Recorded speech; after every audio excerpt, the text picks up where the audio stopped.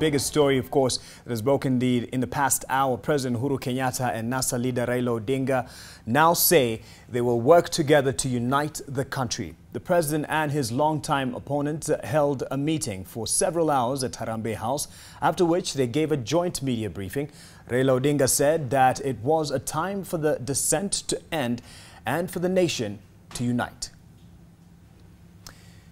And we'll be able to listen into that. In fact, I thought it was already ready to air, the joint presser that was given at Harambee House, but we'll be able to listen in. But Sheila Sendeyo was there as this particular address was being given.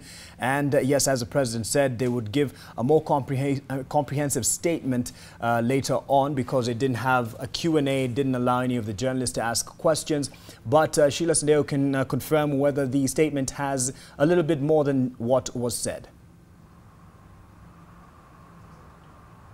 Well, Mark, that's got to be the most poignant image of the day, the handshake between President Uhuru Kenyatta and opposition leader Raila Odinga at the steps of Harambee House. I have to say, reminiscent of the National Accord signing ceremony between former President Mwai Kibaki and leader Raila Odinga, ODM leader. Then the two leaders are coming together after such a long time. It's their first meeting since one of the most divisive elections in the country, the 2017 election that was held twice in August and again in October, and that has left the country deeply divided along ethnic, political, tribal lines. And the two leaders are really coming together at a time that they say that the country has not come together in such a long time. There are differences between us, ethnic differences, political differences, and this diversity among Kenyans is really our curse, and there is really a need to find a way to bring together,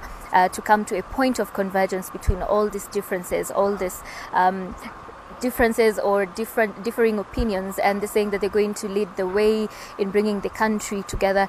This coming from a very heated political campaign and of course an election season where both of these two leaders had of course ruled out any possibility that they're ever going to sit down on a table and discuss anything at all. And so this is a very important step in towards healing the country really from political tensions, given that also NASA leader Raila Odinga had a swearing-in ceremony earlier this year on the 30th of January, and they're saying that they're going to carve out their own republic. So this is really an important message to the rest of Kenyans that it is they're leading from the front in bringing the country together, healing the different divisions between the various differing views and opinions in the country. And they're saying in doing this, they're going to set up an office and they're going to spearhead some of their shared objectives. Of course, they will discuss issues such as devolution, diversity, ethnic diversity, the safety and security of all Kenyans, and there will be an office that will spearhead all these discussions. It's going to be led by lawyer Paul Mwangi and Ambassador Martin Kimani.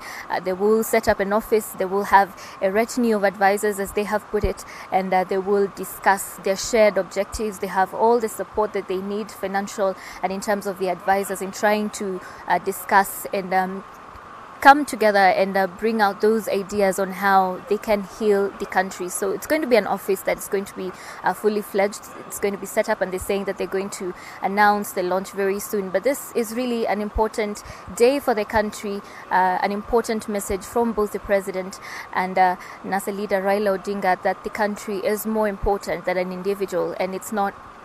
They're not looking out for their own interests, but they're looking out for the interest of a country and the interest of the future generations. And that's what prompted them to do what they did today. They've had an hour or so long meeting before they addressed the media and the nation. And they're saying that this is some of the things that they talked about, not about themselves, but about the country. Mark.